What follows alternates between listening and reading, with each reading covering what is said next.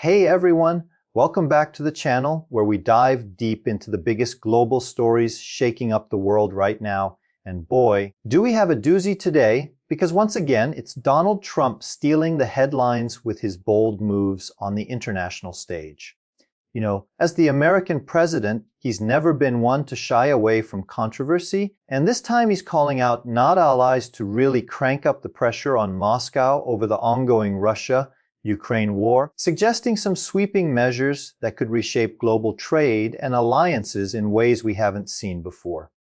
In this lengthy post he dropped on Truth Social, Trump addressed not just the NATO countries, but pretty much the entire world, laying out his plan where Washington is ready to slap major sanctions on Russia, but only if the European partners get on board by completely halting their purchases of Russian oil and joining in a unified, coordinated action against the Kremlin. Remember, folks, Trump has been hammering this point for ages now, arguing that Russian oil sales are basically the lifeblood funding Putin's war machine against Ukraine, keeping the conflict dragging on and on with no end in sight. It's like he's saying, if you're buying that oil, you're indirectly sponsoring the invasion, and he's not having it anymore.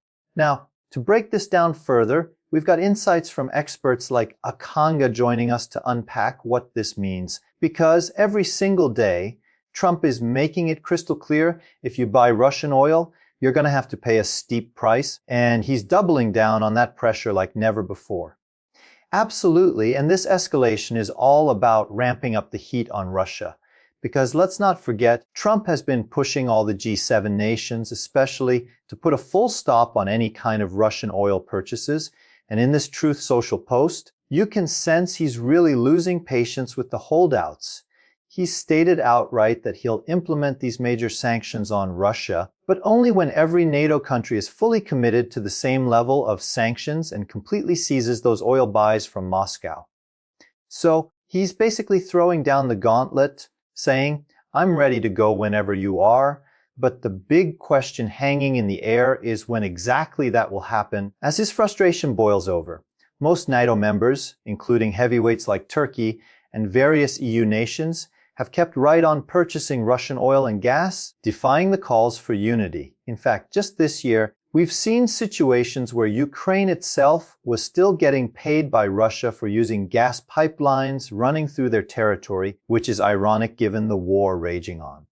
But here's where it gets even more interesting. China stands out as one of the absolute biggest buyers of Russian oil and gas, snapping up massive quantities that help prop up Russia's economy amid the sanctions. So, Trump isn't stopping at Europe. He's turning his fire on Beijing too, proposing hefty 50 to 100% tariffs on China until the Russia-Ukraine war finally comes to an end. And this comes right on the heels of that embarrassing failed summit in Alaska, where many are questioning what, if anything, he actually achieved in those talks. It's like he's echoing the desperate appeals we've heard from Ukrainian President Volodymyr Zelensky, who's been begging for broader sanctions, not just on China, but on other major buyers like India as well.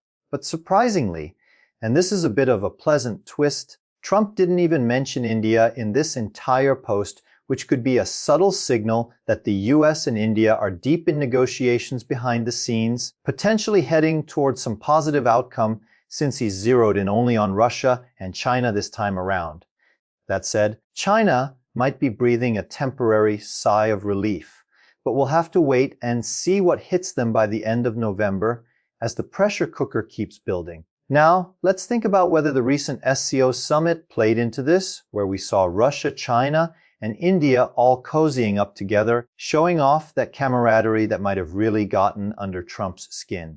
Certainly it has, and it's fed directly into the rhetoric coming out of Washington, amping up the narrative that countries like India and China are essentially funding the war in Ukraine by keeping those oil deals alive. When that trio showed up in Dushanbe, it was like a bold message straight to Trumpify. We're not bowing down to your sanctions or these additional tariffs, because this is the strength of the developing economies represented at the SCO, even though it's primarily a security forum. But it brought together several Eurasian powerhouses and voices from the global south.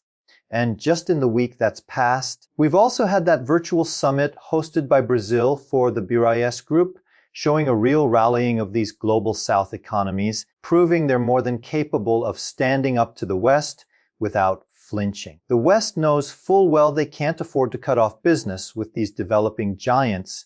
The EU in particular is hyper aware of that dependency. EU President Ursula von der Leyen has been especially mindful with her constant and consistent engagements with Indian Prime Minister Narendra Modi, always emphasizing how much can be achieved through the free trade agreement being pushed between the EU and India. She's even appealed directly to Modi to use his good offices to mediate the conflict in Ukraine, highlighting the respect for India's diplomatic clout.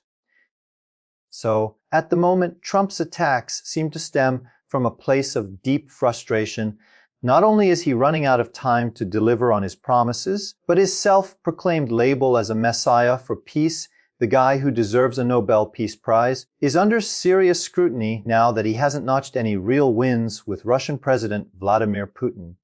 In fact, Putin fired back from Chinese soil, correcting Trump for his demeaning language toward massive economies like India and China, which only adds to the embarrassment. Okay, thanks so much for that insight, Akanga. But stick around if you can, because we've got more perspectives coming in.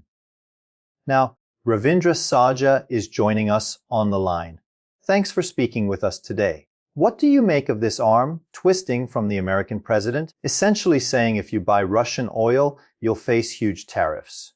No doubt, there are multiple layers at play here, starting with the US kind of playing a good cop, bad cop routine with India, where Trump positions himself as the good cop, massaging egos and all, while his lieutenants act as the bad cops, throwing around threats left and right.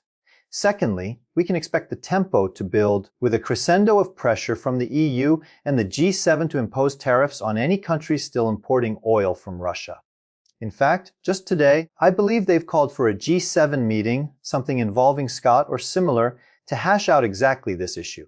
So what that could mean is India might definitely face additional tariffs specifically tied to those Russian oil deals, and China could be hit this time too, because it'd be glaringly obvious if they skip sanctions or tariffs on Beijing, which is an even bigger buyer of Russian oil than India. There's a real probability that if the EU gets pressured into action and decides to slap on 50% tariffs on all importers, India might seem like a softer target for them, but with China it's trickier because the EU values its own relations with Beijing.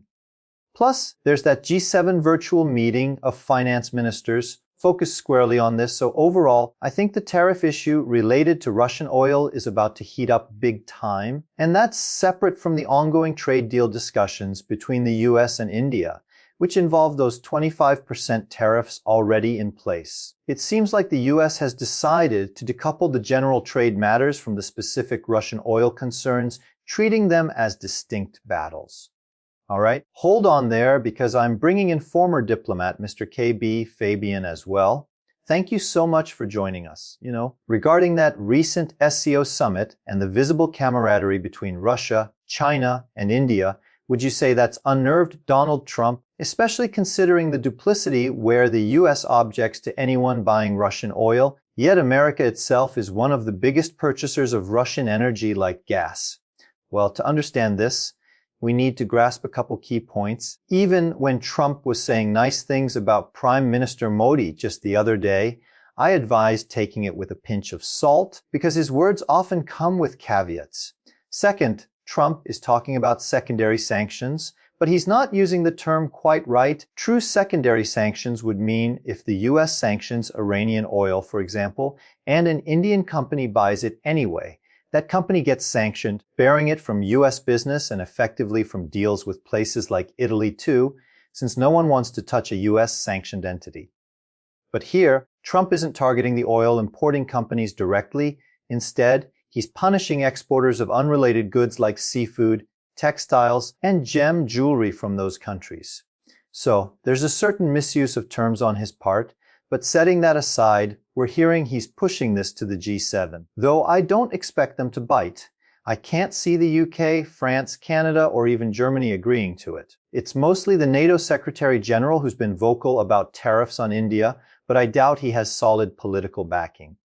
So honestly, I don't think we should worry too much about it materializing. We shouldn't fret excessively, okay?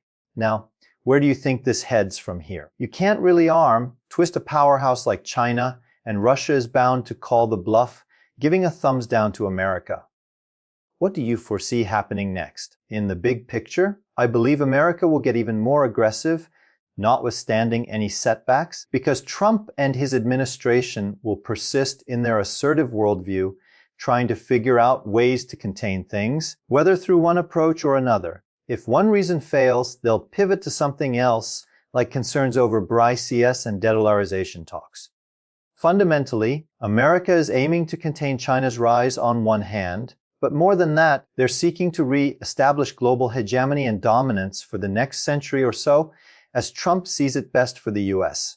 He'll dig in deep, keep pushing, maybe step back a bit to regroup like in a boxing match. He loves that sparring, negotiating hard, going off on tangents. It's his signature style from his New York business days in the 1980s, dealing with unions, mafia, flamboyance, scandals, you name it. But at the same time, this is teaching the rest of the world huge lessons.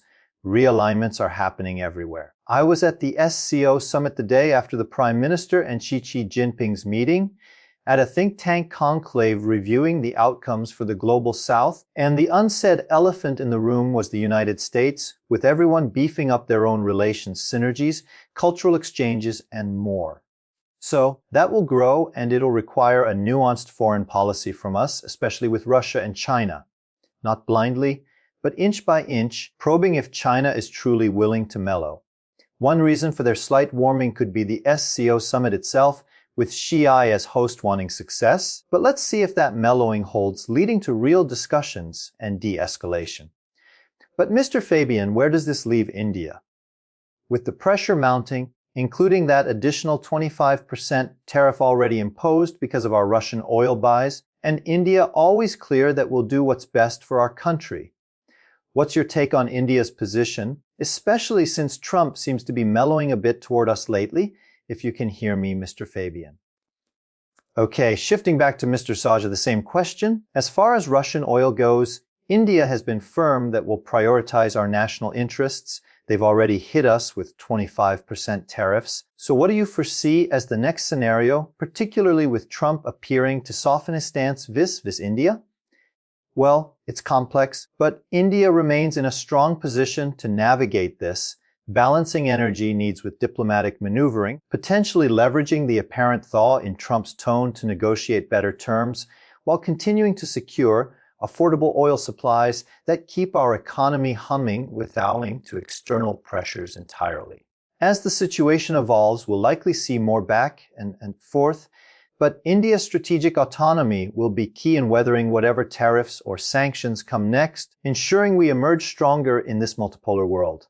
And that's the wrap on this explosive story. Stay tuned for more updates as things unfold.